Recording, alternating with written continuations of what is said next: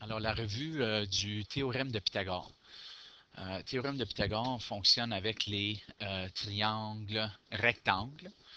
Alors, dans un triangle rectangle, le carré de la longueur de l'hypoténuse, et l'hypoténuse, c'est toujours le côté opposé à l'angle de 90 degrés.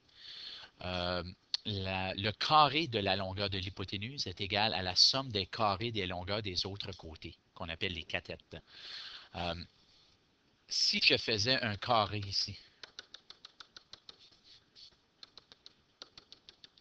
et je calculais l'aire de ce carré, cette aire serait égale à l'aire du carré du côté B plus l'aire du côté A. Excusez que mes carrés ne sont pas très carrés. Euh, l'aire de ce carré plus l'aire de ce carré va toujours être égale exactement à l'aire du carré associé à l'hypoténuse. Alors, regardons l'équation que ça nous donne. A au carré plus B au carré est égal à C au carré. A et B, ce sont ces deux côtés ici, et ils sont interchangeables. Ça n'a pas d'importance si ça c'est A et ça c'est B. Pour le moment, on va les laisser comme qu'ils sont. Ce qui est très important, c'est que le C est toujours l'hypoténuse. Encore une fois, l'hypoténuse, c'est toujours le côté le plus long et c'est toujours le côté opposé à l'angle de 90 degrés. Alors, l'exemple ici.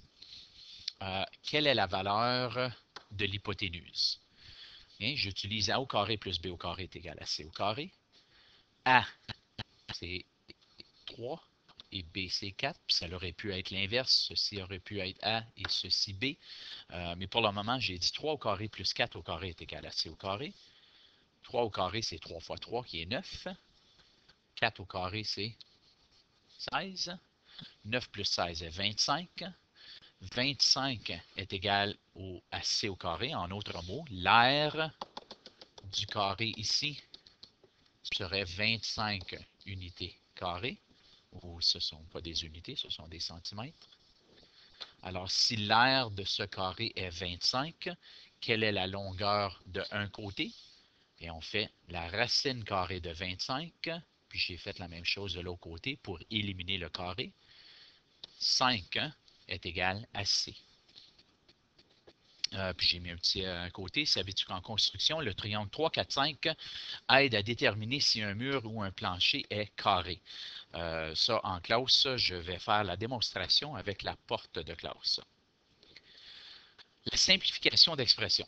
Alors, pour simplifier l'expression 3 parenthèse x plus 2 moins parenthèse x moins 4, élimine les parenthèses, en d'autres mots, fais la distributivité, et ensuite regroupe les termes semblables.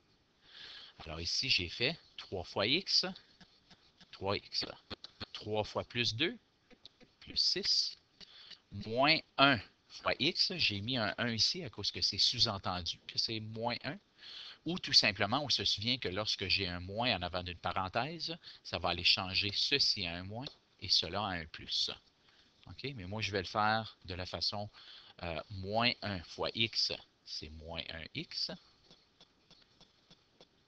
Et moins 1 fois moins 4, plus 4.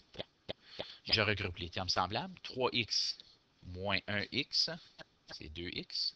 6 plus 4, ça me donne 2x plus 10. Ici, j'ai 3x que je vais laisser. Je vais tout simplement le glisser à la deuxième étape, car je dois faire la distributivité ici en premier. Alors, 2 fois x, c'est 2x. 2 fois moins 4, moins 8. 3x plus 2x, 5x.